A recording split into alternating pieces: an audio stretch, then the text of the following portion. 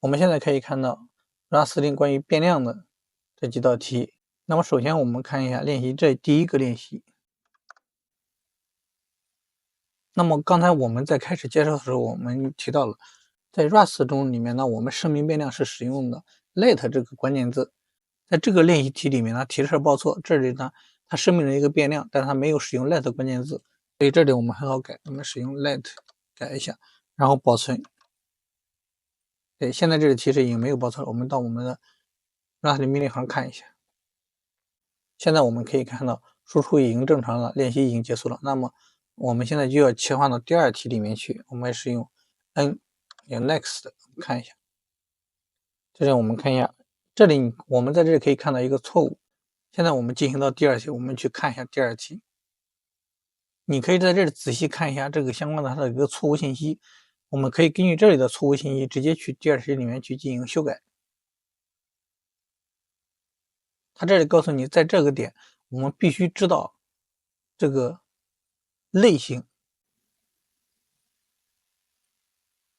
我们看一下第二个练习文件，那这里它告诉你一个 let x， 但它没有定义它的一个类型。这里当它与这个10来进行比较，10是什么？我们知道是一个整形，是吧？那么它是一个 i32的，那么我们看一下，把这里怎么去改一下 let x 怎么样？然后声明一个类型，就是用冒号加上 i32。你这里可以让它等于10，也可以等于任何一个数字，我只要把它等于和这个10的一个类型相等就可以了，可以这里给它8，是吧？现在没有报错了，我们回去看一下。那这里告诉你我练习题已经结束了，那么我们再看一下 next， 看一下下一个练习。这里一个错误是什么？告诉你 x 这个变量，但是它没有被初始化，是吧？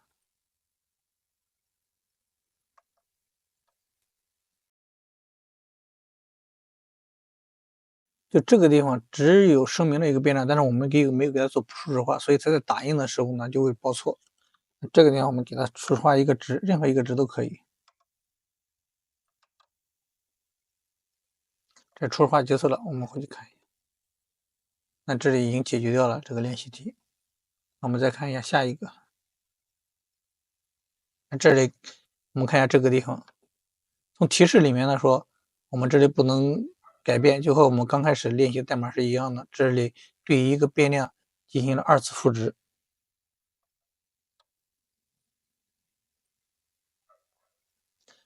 刚才我们讲过，在 Rust 里面变量是默认不可修改的，但是这里它需要做修改，那么我们要怎么进行改正呢？我们需要在 x 变量面前加一个 mut 的关键字。那加上去以后呢，这个变量 x 就变成可变的了。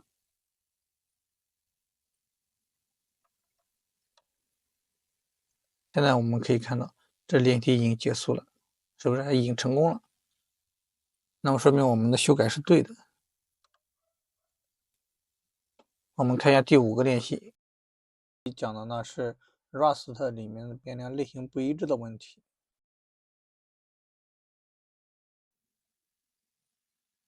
这里呢，它在声明 normal 这个变量时呢，它给它赋值了一个字符串。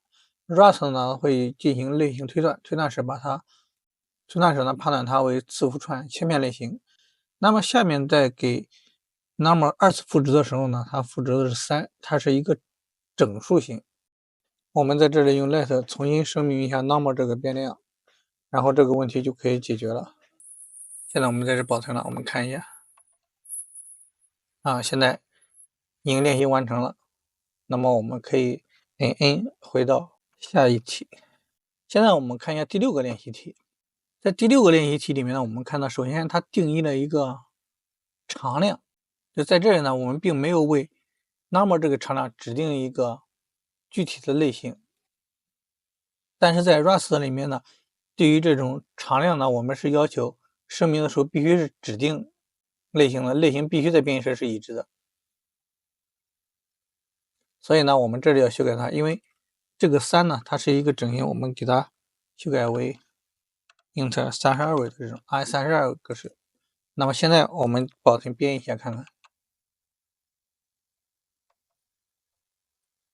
现在我们完成了 Rust 中关于变量的练习题。